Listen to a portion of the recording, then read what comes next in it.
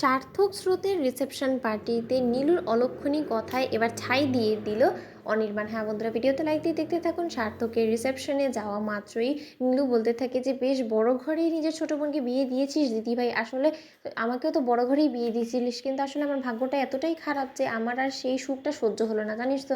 এবার দেখ গিয়ে যে নিজের ছোটো বোনকে যেখানে বিয়ে দিয়েছিস তুই এত গায়ে পড়ে এত দায়িত্ব নিয়ে, সেটাও সফল হয় কিনা। তখন এই কথা বলা মাত্র রাইয়ের মা বলতে থাকে যে এর জন্যই তোমাকে আমি এখানে নিয়ে আসতে চাইনি রাই। মিষ্টি, তোমাদের দুজনকে আমি বলেছিলাম যে এই অলক্ষিণী মেয়েটাকে আমরা বরঞ্চ বাড়িতেই রেখে আসি, কিন্তু তোমরা তো কেউ শুনলে না, নাছর বান্দা। তোমরা ওকে এখানে টেনে হিঁচড়ে নিয়ে এলে, এখন বাড়ি ভর্তি এত গেস্টদের সামনে যদি এই মেয়েটি এরকম অলক্ষণী কথাই বলতে থাকে, যদি একবার স্রোতের কানে যায় তাহলে নিশ্চয়ই বুঝতে পারছো যে মেয়েটা কতটা মন খারাপ করবে। তখন নীলু বলতে থাকে যে মা, আমি তো কোনো কিছু খারাপ বলিনি, দেখো না আমারও তো ভালো জায়গায় বিয়ে হয়েছে, তো রায় দিদিভাইয়েরও তো ভালো জায়গায় বিয়ে হয়েছে, কই আমাদের দু বোনের একজনেরও কি সুখ সহ্য হয়েছে বলো তো।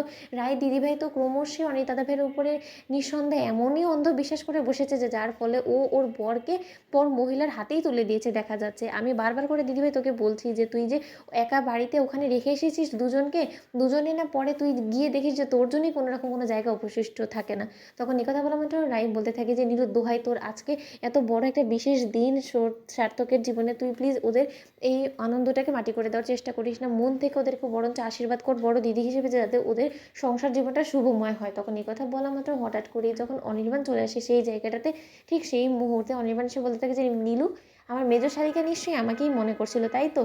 আমি নিশ্চয়ই তোমার আশায় একদমই নিরাশ হতে দিইনি, তুমি এত করে আমাকে মনে করছিলে, তাহলে আমি এতটা তাড়াতাড়ি তোমাকে কি করে হতাশ করি বলো তো নীলু। তুমি কি মনে করেছিলে যে আমি কোয়েলের সাথে ওখানে চুটিয়ে প্রেম করে বেড়াচ্ছি তোমার বোনকে এখানে ফেলে রেখে? তুমি একদম আমাকে নিয়ে টেনশন করো না, তুমি এই মাথা ঘামানোটা না বরঞ্চ সেখানে গিয়ে ভাবো যেখানে কিনা তোমার এই মাথা ঘামানোটার প্রয়োজন আছে, কারণ তোমাকে কিন্তু আর দুদিন বাদে কোর্টে হাজিরা দিতে হবে, আর তখন কি হবে তোমার সেটা নিয়ে তুমি বরঞ্চ ভাবো, কারণ তোমার কিন্তু যে কোনো সময় জেল হয়ে যেতে পারে। তাই তুমি তোমার রায় দিদিভাই সংসার ভাঙা থেকে নিজের সংসারটাকে কি করে বাঁচাবে ভাঙার থেকে সেটা বরঞ্চ ভাবো। তখন এই কথা বললাম তো স্রোত বলতে থাকে যে সত্যি তো দিদিভাই, তুই নিজের চরকায় তেল না দিয়ে তুই বরঞ্চ অনি দাদা ভাই এবং রাই দিদিভাই চরকায় তেল দিতে যাচ্ছিস কেন বলতো, তুই নিজেরটা ভাব না।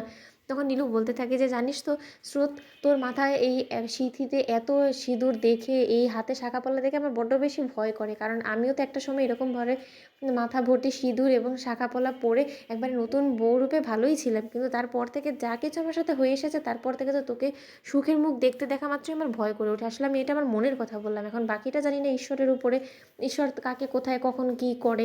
তখন এই কথা বলা মাত্র সার্থক বলতে থাকে যে মেজদি ভাই, আপনি একদম টেনশন করবেন না, যতক্ষণ পর্যন্ত বড়দের আশীর্বাদ আমাদের উপরে আছে ততক্ষণ পর্যন্ত আমাদের সংসারে কেউ নজর ফের দিতে পারবে না, এতটুকু অন্তত আমি আপনাকে আশা দিতে পারি। তখন এই কথা বলা মাত্র অনির্বাণ, সার্থক এবং রাই এবং স্রোত চারজন একত্রে হয়ে বলতে থাকে যে তুই নিশ্চিন্তে থাকতো। বন্ধুদের ভিডিও ভালো লাগলে লাইক এবং সাবস্ক্রাইব করতে ভুলো না।